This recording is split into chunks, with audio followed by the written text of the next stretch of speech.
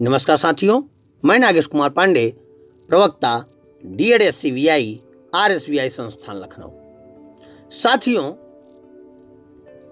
पिछले 2 दिनों से हम लोग संवेदीय प्रशिक्षण के अंतर्गत विभिन्न ज्ञानेंद्रियों के बारे में और उनके प्रशिक्षण के बारे में चर्चा करते रहे। आज की इस परिचर्चा में हम लोग ज्ञानेंद्रियों की प्रशिक्षण में अपनाई जाने वाली या ध्यान रखने योग्य जो बातें, जो सावधानियां हैं, उस पर चर्चा करते हैं।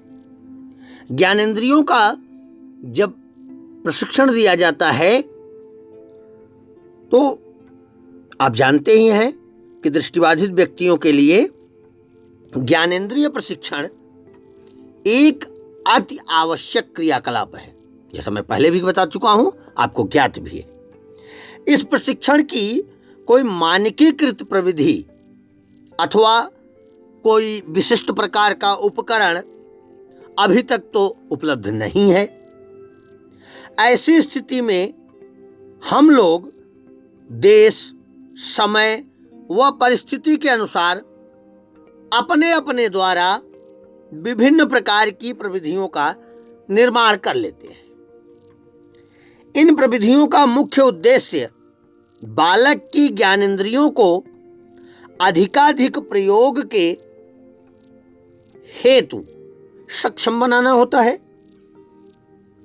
ज्ञानेंद्रियों के प्रशिक्षण के लिए यह अति महत्वपूर्ण है, प्यारे बच्चों, कि हम जिन विधियों प्रविधियों का प्रयोग कर रहे हैं वे सभी सुरक्षा की दृष्टि से अनुकूल हों, या दूसरे शब्दों में कहूं तो वे किसी अन्य ज्ञानेंद्रिय को हानि न पहुंचाती हों।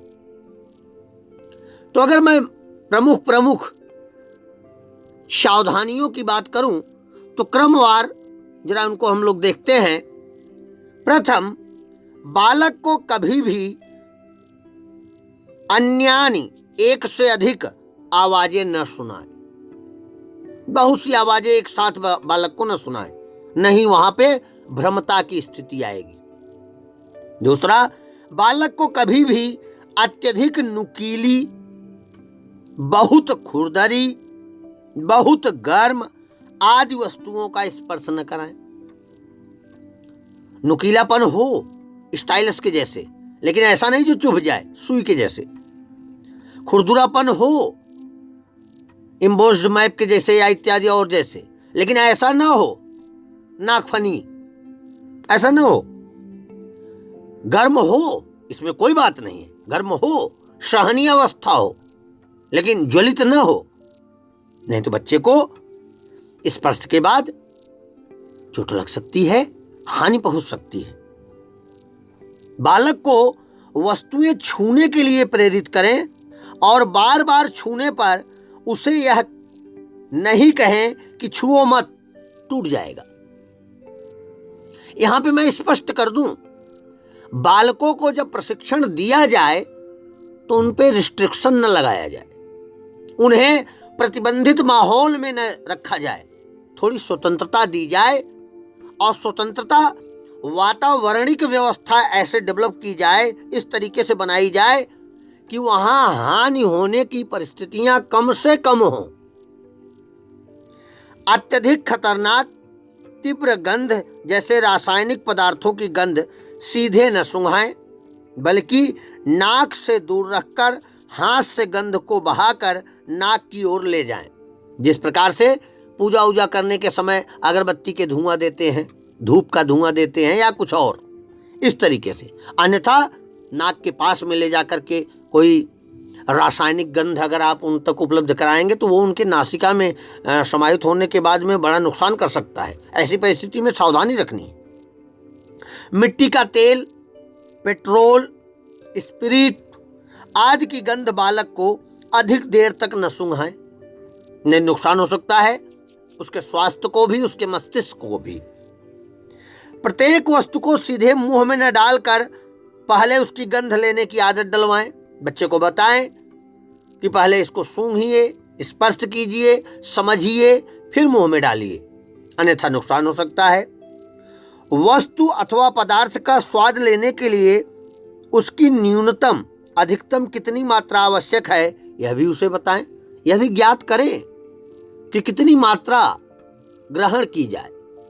कहीं ऐसा न हो कि टेस्ट चखने के चक्कर में ही उसे कोई और समस्या हो जाए, ऐसी अवस्था न हो। ज्ञानेंद्रिय प्रयोग के बाद थकान, दर्द की शिकायत पर उचित विश्राम देना चाहिए। एक क्लास के बाद दूसरा, दूसरे क्लास के बाद तीसरा, तीसरे क्लास के बाद चौथा, ऐसा नहीं। बालक सहजता पूर्वक प्रशिक्षण कैसे प्राप्त कर रहा है, उसका ध्यान अध्यापक को रखना चाहिए, अभिभावक को रखना चाहिए। खेल खेल में सिखाया जाना चाहिए, उसके ऊपर भार देकर नहीं सिखाया जाना चाहिए। तेज चमक वाली वस्तुओं का प्रयोग बिल्कुल न करें, नहीं बची हुई दृष्टि पर गलत प्रभाव जाएगा। प्रकाशीय और गैर प्रकाशीय उपकरणों के प्रयोग में विशेषज्ञों की सलाह अवश्य लें।